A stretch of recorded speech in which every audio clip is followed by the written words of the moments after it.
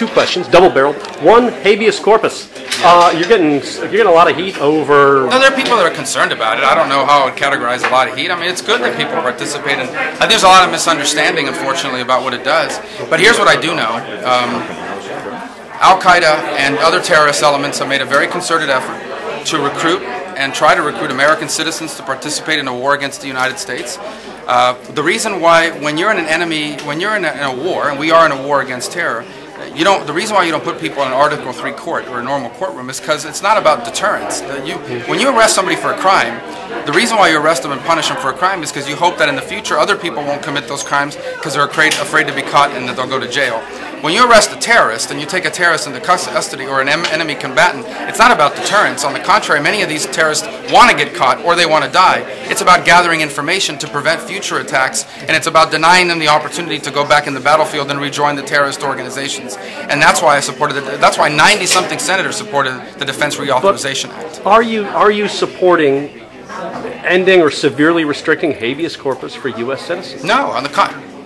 Any U.S. citizen that joins Al-Qaeda or the Taliban, okay, has given up a lot of their rights because they become a citizen, they become an enemy combatant of the United States. They have entered war against the United States. So if in the 1930s or 40s, an American citizen joined the Nazi German army or the Imperial Japan Army, they were going to be treated as enemy combatants. And that's what this does. If you join a terrorist organization and wage war against the United States, you should be treated as an enemy combatant. Senator, what do you make of this topsy-turvy Republican presidential race? I mean, 1 week it's Perry, 1 week it's Bachmann, now it's Newt Gingrich. Well, a lot of it is the modern dynamics of politics today. There's the opportunity for candidates to communicate in ways they didn't have, multiple debates, more than we've ever had before.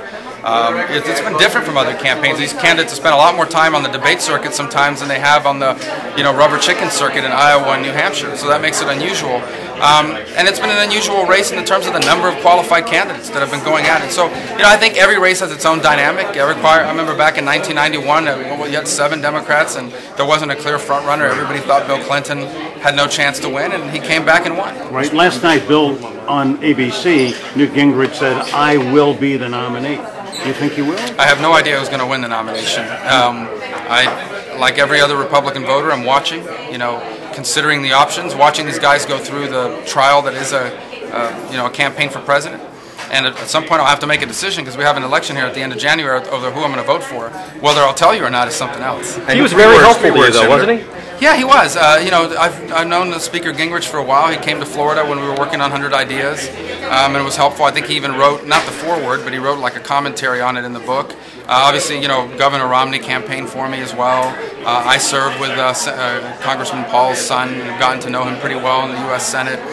Michelle Bachmann is someone I've gotten to know a little bit since I got elected. Rick Santorum endorsed me and helped me when I ran. So there are multiple people in this race that have been helpful to me. So I'm just going to kind of watch and make my decision as a voter and maybe even tell you one day, but I don't think so. I think I'm going to stay out of the primary. Senator, 3 words, destination resort casinos. What are your thoughts? I have my hands full with habeas corpus. If you were in the state legislature today, still the reason why I can't answer that question, I'm trying to evade. I mean, I feel very strongly that casinos are not the miracle solution for our economic problems. I've grown up around casinos, growing up in Las Vegas, and you look at where Las Vegas is now in their economy. Property values are worse off than ours are, and their unemployment rate is extremely high. So it's not a cure-all to all of our problems. But I don't know all the details of this proposal, so I don't want to comment on something I'm just not well informed on. Could we go back to habeas corpus? I know this is kind of... It's a big thing for you. Yeah. Well, no, there's a lot of... What you said, though, it sounded as if... I'll use myself as an example. Yeah. There's a possibility from what you're saying, like if I got arrested one day, and I was accused of being a member of Al-Qaeda. No, you can't be accused of being a member of Al-Qaeda. You have to be a member of Al-Qaeda. I mean, well, you'd have an opportunity to go before a judge and prove that you're not. I mean, they would have an opportunity to go they'd have to go before a judge and say, hey, this is an American citizen that we have, and this is the proof that we have. And there's, by the way, the president has the option to take you out of that. I mean, we've created, and so does the Department of Defense. They have a waiver in place to take you out of that system and put you in an Article 3 court. But what it definitely sends is a message that we know for a fact that Al-Qaeda is directly targeting to recruit American citizens because they think there's a benefit in that. And this is a war. This is not a criminal enterprise. Al-Qaeda and the Taliban and other terrorist elements around the world are at war with the United States. And if you choose to join these organizations and try to kill Americans and act against America's interests, you have become an enemy combatant and should be treated as one. And the fact that you're an American citizen shouldn't allow you to somehow not be regarded as a terrorist enemy combatant. Mr. Senator, there's one last question I appreciate is that you probably saw on the Republican debate a couple weeks ago Speaker Gingrich step out and say he does not think that families should be broken up. Do you agree with him? Well, what I've said repeatedly about this issue is three things. The immigration issue, first of all, I hope the Republican Party will start talking about what we're for, not just the things that we're against. That being said, first and foremost, sequentially, it has to be dealt with in a sequential fashion. And that means we have to earn the trust and the confidence of the American people by having real border security and real workforce employment security. I think if we do that, we can move to step two. And step two is to create a system that works, a legal immigration system that works. That means a guest worker program. That means modernizing our visa programs. Because, by the way, the lack of a guest worker program and the brokenness of our visa programs is contributing to illegal immigration. Only after you've done those two things can you move to part three, and that is what do you do with 9 to 11 million people that are in this country without documents. I can tell you we can't grant amnesty. You're not going to get citizenship. I think what Speaker Gingrich talked about is some other mechanism that allowed people to get legalized. I would just say to you that we're not prepared to have that conversation until elements number 1 and number 2 are accomplished. And until they are, you're not going to have the support of the American people to move any further on this issue.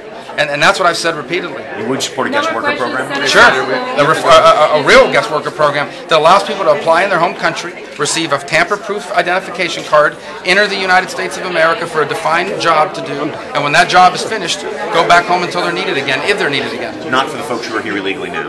Well, again, you're asking about the 9 to 11 million people, and my point is that that's an issue that has to be confronted, but we can't confront it in a responsible way, nor can we have the support to confront it in this country. It means votes in Congress, a president that will sign it, until elements 1 and 2 are in place, which are, number 1, border security and employment security, and number 2, a legal immigration system that works. But I don't think you're ever going to have support in this country for amnesty, which is granting citizenship to 11 million people that entered illegally or overstayed visas. Okay? Thanks, guys. Thank you.